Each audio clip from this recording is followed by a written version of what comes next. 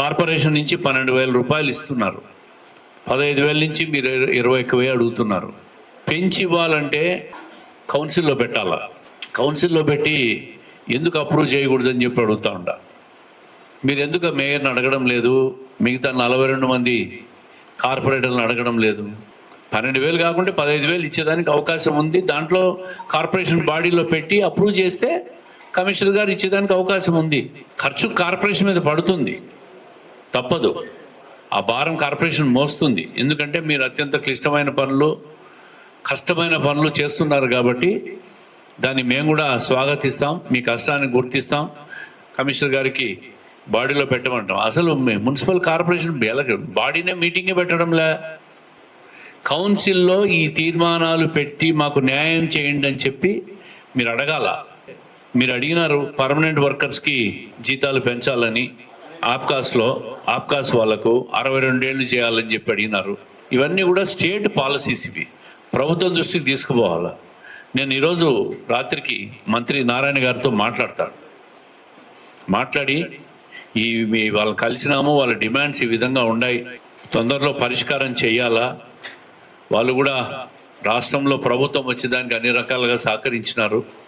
మీరంతా ఓట్లు వేసినారు, కడపలో ఎమ్మెల్యేని గెలిపించారని నేను భావిస్తూ ఉన్నా. సంతోషం. మీ బాధ అర్థం చేసుకునేదానికి అసలు మొదటి మెట్టిది. అసలు ఈ ప్రయత్నం ఎవడు చేయలే, మేము చేస్తున్నాం. నేను అడిగేది తాగునీటి సమస్య కొరత రాకుండా చూడండి దయచేసి. ప్రజలు చాలా ఇబ్బంది పడుతూ ఉంటారు. మీరు కడపలో మీ మున్సిపల్ పర్మనెంట్ వర్కర్స్ ఎంతమంది ఉన్నారో చెప్పండి, ఆప్కాస్ వాళ్ళు ఎంతమంది ఉన్నారో చెప్పండి. ఒక అసోసియేషన్ ఉంది మీకు.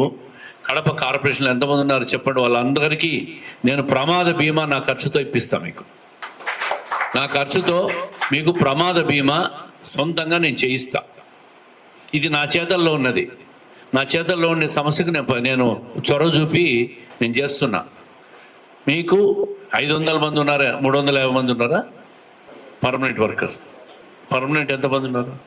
మీరు 1050 మందికి నేను ఎమ్మెల్యే తరఫున మీకు ప్రమాద బీమా 5 లక్షల రూపాయల బీమా సౌకర్యం నేను కల్పిస్తా. మీరు అసోసియేషన్తో నా దగ్గరికి రండి. కడప కార్పొరేషన్లో రాష్ట్ర వ్యాప్తంగా నేను చేయలేను. కడప కార్పొరేషన్ నేను ఇప్పిస్తా. 1000 మందికి ఎంతైతే అంత అసోసియేషన్ లిస్టు తీసుకొని రండి, చేయిస్తా. అంటే ఏదైనా ఒక సమస్య చొరవ చూపించి పరిష్కారం చేసేదానికి మేము సిద్ధంగా ఉన్నాం. కాబట్టి నా చేతల్లో ఉన్నది నా ఖర్చు పెట్టుకొని నేను చేయించేదానికి మీకు సిద్ధంగా ఉన్నాం. అంతకుమించి నా చేతుల్లో లేదు. రెండోది, మంత్రి గారి దృష్టిలో అవసరమైతే ప్రిన్సిపల్ సెక్రటరీ మున్సిపల్